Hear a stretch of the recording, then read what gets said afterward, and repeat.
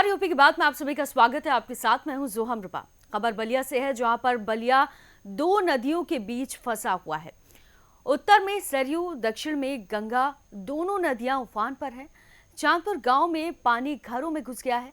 तो वहीं आपको बता दें कि बच्चे पुलिया से पानी में कूदते दिख रहे हैं।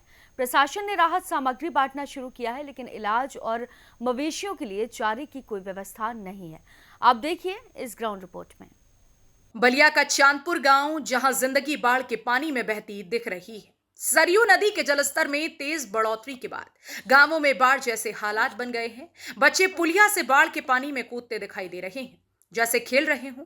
लेकिन ये खेल नहीं, मजबूरी है। समय काटने के लिए बच्चों ने यही रास्ता चुना है।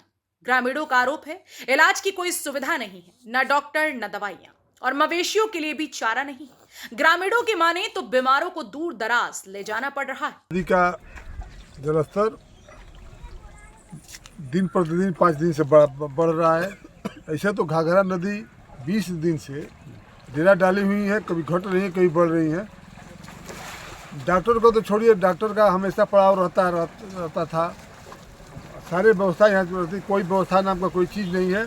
यहाँ तक कि बाढ़ राहत सामग्री आपके भी चैनल दिखाया होगा कि हम लोग लगातार 15 दिन 20 दिन से मांग कर रहे थे, बाढ़ राहत सामग्री घाघरा क्षेत्र में नहीं बांटा जा रहा है। एक गांव का आधा बांट करके चांदपुर में आधा बांट करके छोड़ दिया गया था। लेकिन निरंतर ग्रामीणों को लेकर के, छात्रों को लेकर के, जिला से लेकर के बाढ़ तहसील का घेराव होने के बाद जिस दिन एसडीएम और तहसीलदार कहे कि अगले दिन से बांटा जाएगा, उस दिन से चांदपुर से बंटना शुरू हुआ है। आज रामपुर, नंबरी, रेंगहा, खेवसर, कित्तूपुर का राशन कहें कि एसडीएम साहब की आ गया है, वितरण कल से हो गया।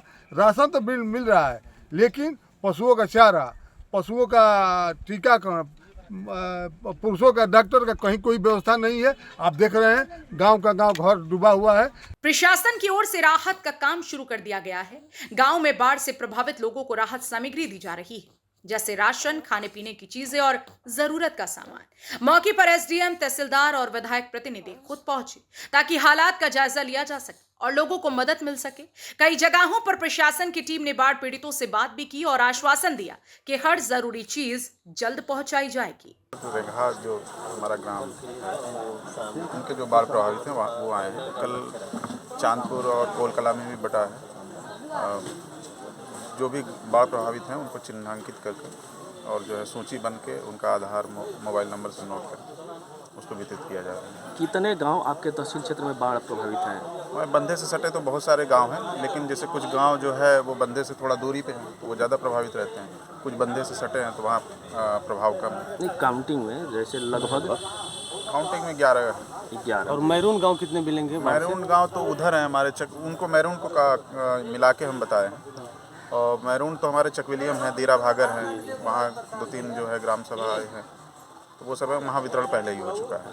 लगभग कितना पैकेट बाढ़ राहत सामग्री कितने परिवारों को दी जा चुकी है? अभी यहाँ पे तो लगभग जो है 1400-1500 के आसपास है। और नीड कितना है सर अभी बांटना की? नीड अभी सूची के हिसाब से होता है, सूची तैयार करते हैं हम लोग, फिर डिमांड करते हैं। बाढ़ की स्थिति क्या है सर? बाढ़ की स्थिति ये है कि पानी का ठहराव जो है अभी है 2-2 सेंटीमीटर, 4 सेंटीमीटर ऐसी पर डे बढ़ रहा है। गेज कितना होगा सर? गेज हमारे हिसाब से जो है यहाँ पे जो चांदपुर वाला है वो 58.78 के आसपास है।